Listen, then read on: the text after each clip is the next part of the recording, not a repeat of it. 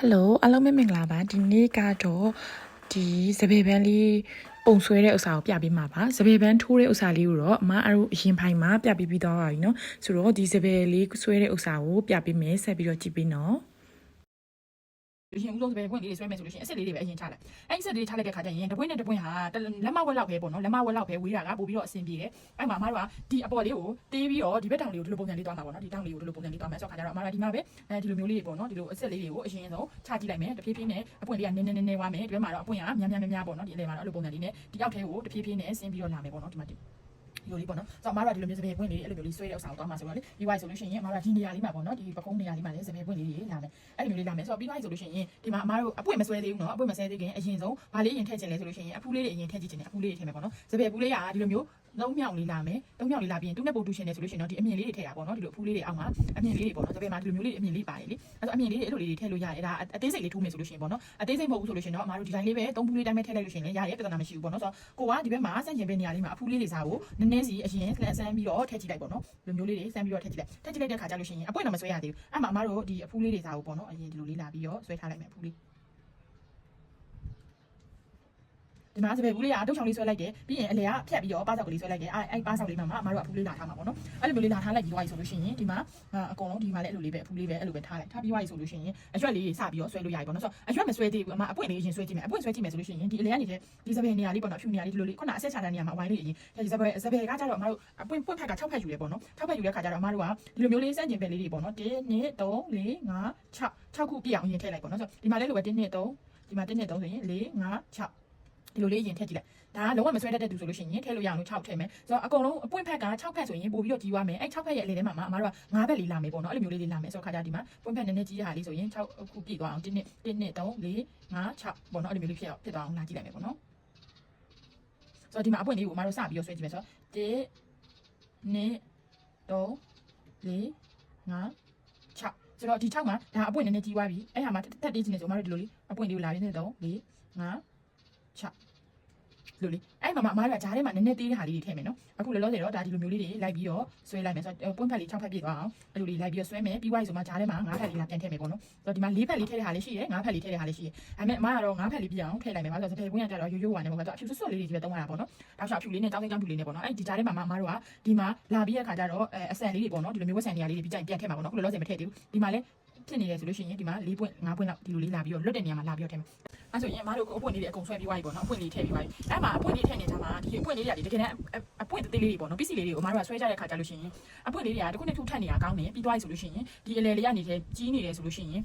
်ဒီအဖျားလေးတွေမှာနည်းနည်းစီသေးသွားပေါ့နော်သေးသွားပြီးသွားပြီဆိုဂျားထဲမှာလွတ်တဲ့နေရာလေးတွေဆိုလို့ရှိရင်အမားတို့ကသူ့ရဲ့အဖြူရောင်ဆိုအဖြူရောင်လေးပဲသုံးမယ်အကယ်၍သူ့ရဲ့ဝက်ဆန်ကအဝါလေးတွေဆိုအဝါလေးတွေထည့်လို့ရတယ်ပေါ့နော်အဲ့လိုမျိုးကိုမတူတဲ့အယောင်လေးတွေပေါ့နော်ဒီလိုဝက်ဆန်လေးတွေမှာအဆန်လေးတွေဒီလိုပုံစံလေးတွေထည့်လို့ရတယ်အဲ့လိုမျိုးထည့်ခြင်းအပြင်အမားတို့စိတ်လေးတွေနဲ့ပို့ပြီးတော့လှသွားတယ်ပေါ့နော်အဲ့လိုမျိုးဆိုတော့ခါကျတော့အမားတို့ဒီမှာဒီအပွင့်လေးတွေထည့်တဲ့ခါကျရင်အပွင့်ရဲ့ site ကိုအမအလယ်မှာအကြီးလေးတွေတုံးပေးထားတယ်အကြီးလေးပြီးမှဘေးနားကိုအသေးလေးတွေတဖြည်းဖြည်းနဲ့သေးသွားမှာပေါ့နော်ဆိုတော့ဒါလေးတွေကိုလည်းတစ်ချက်လိုက်ကြည့်နော်ဘယ်လိုလေးတွေလောက်ထားရလဲအမအပွင့်အကြီးလေးကိုနေရာလေးတွေဘယ်လိုချထားလဲဆိုတာကိုတစ်ချက်လိုက်ပြီးတော့ကြည့်သွားမှာပဲကိုယ့်ရဲ့အထက်ကတဖြည်းဖြည်းနဲ့ပေါ့နော်ဒီပြောမယ်ဆိုပကြီးကားဆန်ဆန်လေးလှတာမျိုးပေါ့နော်အဲ့လိုပုံစံမျိုးလေးလှသွားတာပေါ့ဆိုတော့အမတို့အပွင့်လေးထည့်ပြီးသွားပြီဖူးလေးလည်းထည့်ပြီးသွားပြီအရွက်လေးလာထည့်မယ်သူ့ရဲ့အရွက်ကလေးကနည်းနည်းလုံးလေးတွေစပယ်ပန်းရဲ့အရွက်ကလေးကဝိုင်းဝိုင်းလုံးနဲ့ပေါ့နော်အရန်ကြီးလည်းမချွန်ဘူးဒီလိုမျိုးလေးပေါ့နော်ဆိုတော့ခါကျတော့အမတို့ကဒီလိုမျိုးနည်းနည်းသေးရလေး site သေးရလေးထည့်ချင်လဲထည့်လို့ရပါတယ်အရင်ကြီးပြဿနာမရှိပါဘူးဟိုចောင်းစိမ့်လေးဖြစ်ဖို့ပဲလိုတယ်ပေါ့နော်အရောင်ကကြတော့လေအမတို့အခုဒီလိုမျိုးလေးအရွက်ကလေးတွေလာပြီးတော့ဒီထဲမှာလိုက်ပြီးတော့ထည့်ပေးမယ်ပေါ့နော်အပွင့်လေးတွေဒီဘေးနားမှာလိုနေတဲ့နေရာလေးတွေမှာအရွက်လေးတွေဒီလိုလေးလိုက်ထည့်မယ်နည်းနည်းလွတ်တဲ့နေရာလေးမှာအပွင့်သေးရလေးတွေလိုက်ထည့်ပေါ့နော်အရွက်သေးရလေးတွေအဲ့လိုလေးလိုက်ထည့်မယ်ဒီမှာလည်းအဲ့လိုလေးပဲတစ်ရွက်နှစ်ရွက်ပေါ့နော်အဲ့လိုလေးတွေကြည့်ကောင်းအောင်ထည့်ပေးလိုက်ခြင်းအပြင်အမတို့ဒီမှာဒီရဲ့စပယ်ဘန်းလေးဆွဲလိုက်ကြအောင်ဒါလေးပြီးသွားပြီပေါ့နော်တကယ်တမ်းတော့လွယ်တယ်အမတို့တခြားလေးကြည့်ကြလို့ရှိရင်ရသွားပြီပေါ့နော်ဒီမှာတော့အမကဒီလိုပုံစံလေးဆွဲပြရတယ်ပေါ့နော်ဒီလိုပုံစံဆွဲပြရတယ်ဆိုအမတို့ပထမတစ်ခေါက်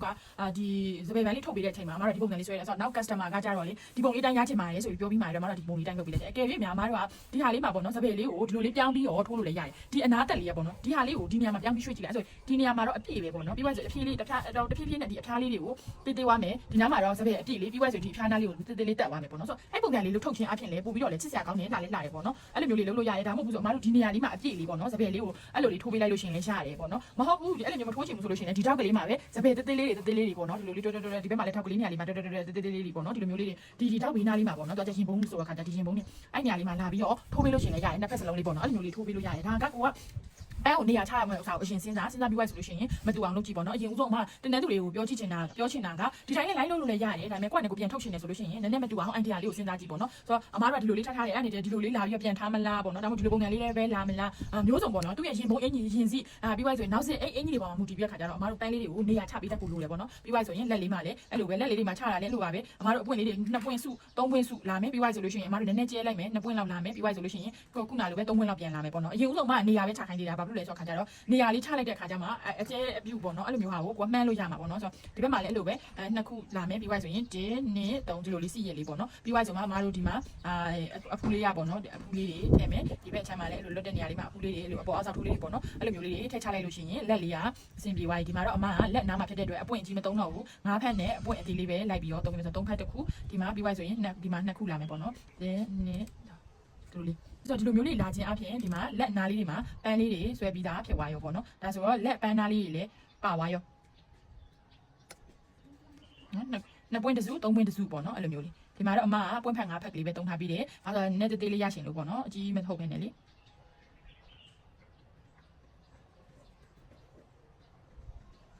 အဲ့မှာအမားတို့ကဒီနားလေးမှာလွတ်တဲ့နေရာလေးမှာအဖူးလေးတွေလာထည့်မယ်ဒီမှာအဖူးလေးတွေလာထည့်မယ်အရွက်ကလေးထည့်ချင်လဲထည့်လို့ရတယ်အမားကတော့ဒီနေရာမှာအရွက်လေးတွေမထည့်တော့ဘူးပြီးတော့လွတ်တဲ့နေရာလေးမှာဒီအဆန်လေးတွေပေါ့နော်ဝက်ဆန်အဖြူလေးတွေကိုလာထည့်ပေးပါမှာဆိုရင်သူကစိတ်လေးနဲ့ပန်းပွင့်သေးလေးတွေနဲ့ဖြစ်စရာကောင်းတဲ့ဖလက်လေးဖြစ်သွားမှာပေါ့နော်ဒါဆိုရင်အလားတူပဲဟိုဘက်တစ်ဖက်မှာလည်းသူကအမားထုံးတဲ့အတိုင်းပဲဒီမှာအပေါ်ပိုင်းတစ်ပိုင်းလုံးပုံတစ်ပုံလောက်ပေါ့နော်အဲ့နေရာလေးမှာနည်းနည်းဒီလိုမျိုးလေးတွေပဲ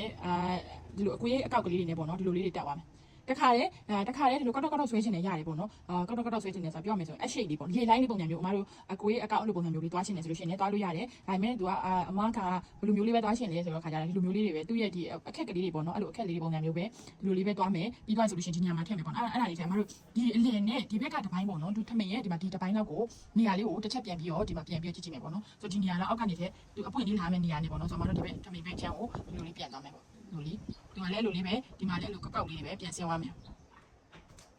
လိုမျိုးလေးပေါ့နော်ဆိုတော့ဒီဟာလေးဆွဲပြီးဆင်းပြီးဆိုတော့မှအမတို့အလယ်ကနေတဲ့အဆက်လေးတွေဒီလိုလေးတွေလာချမယ်ပေါ့နော်ဆိုတော့လက်မဝက်လောက်ပဲချမယ်ပေါ့နော်အဆက်လေးတွေလက်မဝက်လောက်ပဲလာချမယ်အဲ့ဒါမှမဟုတ်ဘူးဆိုလို့ရှိရင်အရင်ကြဲဖြစ်သွားမှာဆိုလို့တကယ်လို့ကျဲသွားတယ်ဆိုလည်းစိတ်တော့မပူပါနဲ့အမတို့ကျဲသွားတယ်ဆိုလို့ရှိရင်အလယ်ထဲမှာပြန်ပြီးတော့ပြန်ပြည့်လို့ရတယ်ပေါ့နော်ဒါပေမဲ့အမကလည်းတလုံးနေရာချလို့လွယ်အောင်လို့ဒါလေးတွေကိုလုပ်ပြတာဆိုတော့ဒီမှာ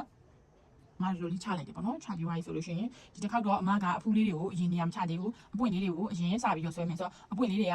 ဒီမှာ6ခုအလယ်နေရာကျတော့6ခုဖြစ်သွားအောင်လို့ဆွဲမယ်သူ့ကိုနည်းနည်းလေးအလယ်နေရာအပွင့်လေးကြီးမယ်ပေါ့နော်အဝိုင်းလေးတစ်ခုလောက်ဝိုင်းလိုက်ပြီးသွားဆိုမှဒီလိုရှည်ရှည်လေးတွေ1 2 3 4 5 6ပေါ့နော်ဒီမဲ့ဆိုပဲဒီပဲဖီရှယ်လေးတွေလုပ်မယ်ဖီရှယ်လေးတွေလုပ်မယ်ဒီမှာဒုချောင်းလေးပဲပြီးသွားဆိုရင်ပါစပုံစံလေးပြန်သွားမယ်ပြီးသွားရင်မှာဒီထိတ်ကလေးတွေမှာအမားတို့ကဒီမှာပေါ့နော်ပြီးသွားဆိုရင်ဒီမှာအမြင်လေးတွေဒီလိုထည့်ချင်နေဆိုလို့ရှိရင်လည်းထည့်လို့ရတယ်ဒီလိုလေးပေါ့နော်ဒါဆိုစပယ်ပန်းရဲ့ထိတ်လေးတွေမှာအဖူးလေးတွေမှာအမြင်လေးတွေပါတယ်ပေါ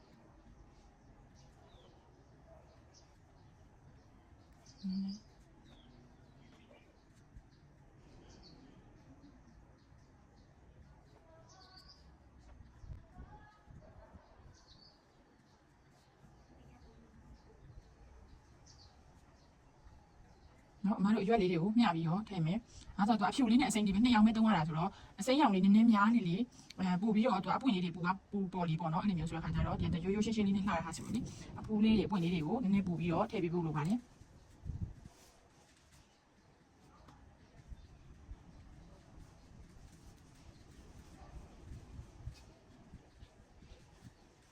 နော်ဒီမှာအပြင်အမတို့ဒီလိုအရွက်လေးတွေအပူလေးတွေကိုဒီမှာလာထည့်မယ်။ဒီမှာလည်းအဲ့လိုပဲလာထည့်မယ်။ထိတ်လေးမှာနော်အားကြောင့်လေးတက်လိုက်ပြန်တဲ့ထိတ်လေးတွေမှာအပူလေးလာထည့်မယ်ပြီးသွားဆိုရင်သူ့မှာဒီမှာဟိုဟာလေးရှိရပေါ့နော်စင်းရောင်လေးပြီးသွားဆိုရင်အရွက်လေးလာထည့်မယ်နော်အရွက်လေးလာထည့်မယ်ပြီးအပွင့်တစ်ပွင့်နှစ်ပွင့်ပြန်ထည့်မယ်ဒီလိုပဲအရွက်လေးလာထည့်မယ်ပွင့်လေးတွေနည်းနည်းထည့်မယ်ဒီမှာလည်းအပွင့်ကြားထဲမှာအဲ့လိုလေးညှက်မယ်ဒါဆိုရင်အမားတို့ကဒီအပေါ်ပိုင်းဆိုရင်ပြီးသွားပြီပြီးတော့မှဒီမှာတစ်ပွင့်နှစ်ပွင့်သုံးပွင့်လေးပွင့်ငါးပွင့်6ပွင့်အဲ့လိုလေးပေါ်ပြန်ပြီးတော့တက်ပြီးပါမယ်အရင်ကြီးတော့မဟုတ်တော့ဘူးအသေးလေးတွေပဲသွားမယ်ပြီးသွားဆိုမှအမားတို့ကဒီမှာအစိအဖြူလေးတွေပေါ့နော်အဲ့လိုလေးအပေါ်တက်သွားမှာပေါ့ဆိုဒီလိုပုံစံလေးဖြစ်သွားတယ်အင်းဒီပုံစံလေးဒီလိုဆွေးမြင်ပုံစံလေးဒီလိုပုံစံလေးဖြစ်သွားပြီဆိုရင်အောက်ဖက်မှာလည်းအလားတူပဲအမားတို့ဒီအောက်နေရာလေးပေါ့နော်ဒီနေရာလေးကိုလေဒီလိုမျိုးပဲဒီထွက်ထားတဲ့နေရာလေးကိုကွာလေးနေရာမှာအဖူးလေးတွေလာထည့်ဖို့အတွက်အမားတို့ဒီလိုလေးလာပြီးတော့လုပ်လိုက်မယ်အဖူးလေးတွေလာထည့်မယ် ပြီးသွားဆိုရင်ဒီမှာအရွက်ကလေးတွေနဲ့အစုံတက်မယ်နားမှာလည်းအရွက်လေးတွေထည့်လို့ရတယ်ဒီမှာလည်းထည့်လို့ရတယ်ပြီးရင်အဖူး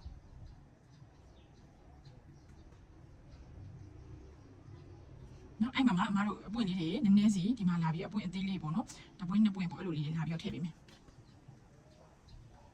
ပြီးသွားဆိုမှဒီမှာလည်းအဲ့လိုပဲတပွင့်နှစ်ပွင့်အဲ့လိုမျိုးလေးလာပြီးတော့ထည့်ပေးမယ်ပြီးသွားရင်အစီလေးပေါ့နော်အဖြူဆက်လေးပေါ့ဒီလိုပုံစံမျိုးလေးအမားတို့ဖြစ်တာလိုလေးတောက်လျှောက်ပေါ့နော်တောက်လျှောက်ကလေးဒီအပေါ်ထိပေါ့နော်ကြည့်လိုက်တော့ထမင်းတစ်ခွဲလုံးအပေါ်ကနေဟိုးဒီအောက်ဖြားနာလောက်ထိတော့ရောက်တယ်ပေါ့နော်ဒီအပေါ်လောက်ကနေအမားတို့စပြီးယူလိုက်တာလောက်ကနေယူလိုက်တယ်ဒီအပေါ် ND ဘိုင်းကိုကျတော့နည်းနည်းစီထည့်ရပေါ့နော်အဲ့လိုမျိုးလေးထည့်ပြီးတော့မှပဲပို့ပြီးတော့အင်ဂျီပုံစံနဲ့လိုက်သွားတယ်ပေါ့နော်မြင်လေးလေးထည့်သွားတယ်ပေါ့နော်ဆိုအမားတို့လက်လေးလေးထည့်ထားတယ်ပြီးသွားပြီဆိုလို့ရှိရင်ရင်မိုးလေးမှလည်းပန်းလေးတွေကဒီလိုပုံစံမျိုးလေးပေါ့နော်ဒါရိုးရိုးရှင်းရှင်းပဲဒီဟာလေးကလေဘေးစစ်ပန်းလေးထိုးတတ်တယ်ဆိုလို့ရှိရင်ဒါလုပ်လို့ရသွားပြီပေါ့နော်စပယ်ပန်းလေးကိုလုပ်လို့ရသွားပြီပဝါမှာလည်းအမားတို့ကဒီပုံစံလေးတိုင်းလေးဆွဲလို့ရတယ်လို့ဒီအပွင့်လေးတွေပဲ3ခွင့်တစု3ခွင့်တစုအရွက်လေးရဲ့အဖူးလေးရဲ့ပေါ့နော်အဲ့တော့3ခွင့်တစုစီဆွဲသွားတယ်ဆိုလို့ရှိရင်လည်းပဝါလေးတို့ကလည်းအဲ့လိုတကူလုပ်လို့ရပါမယ်ပေါ့နော်သူကကြတော့ဒီအင်ဂျီလေးချုံပဝါလေးနဲ့လည်းလာတယ်ပေါ့နော်ဆိုတော့ခါကြတော့ပုံလေးတွေကိုဆက်ပြီးတော့ဆွဲကြည့်ကြပါအောင်နော်နောက်ဗီဒီယိုမှာပြန်တွေ့ရမယ်ရှင်တတာ